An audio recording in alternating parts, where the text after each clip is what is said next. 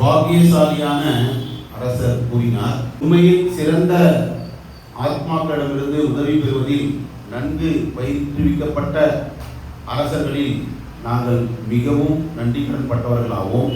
பொதுவாக அரசுரிமை என்பது விளக்கப்பட வேண்டியது கழிவு என்று, அதை தூரத்தில் வைக்க வேண்டும் என்று நீங்கள் முனிவர்கள் கருதுகின்றீர்கள். ஜட மற்றும் ஆன்மீக உலகங்களை ஆள்பவரான பரமபுருஷ பகவான் ஒரு பிராமணனுடைய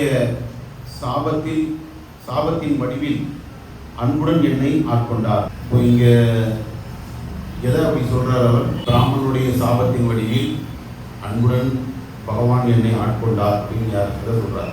இது ரொம்ப நம்ம கவனமாக கவனிக்க வேண்டிய பாகவத்துடைய வரிகள். பண்டிட் மகாராஜ் சொல்றார், குடும்ப வாழ்வில் நான் அளவுக்கு அதிகமாக பற்று கொண்டிருந்ததால் பயத்தால் மட்டுமே என்னை நான் உலகில் இருந்து விடுவித்துக் கொள்வேன் என்ற முறையில் என்னை காப்பாற்றுவதற்காக பகவான் பயத்தின் வடிவில் என் முன் தோன்றியுள்ளார்.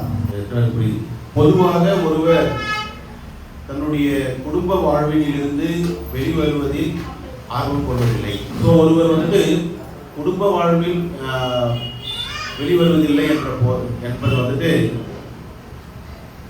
பொதுவான வெகுஜனங்களுக்கு பொருளாக அமைகின்றது.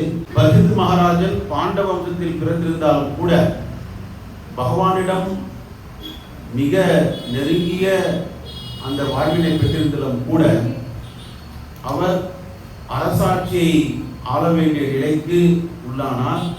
அதனால் இயற்கையாகவே குடும்ப வாழ்வில் மிக கவர்ச்சி உள்ளவராக இருந்தார். இப்போ பரதத் மகாராஜன் எப்படி நினைக்கிறார் அப்படின்னா,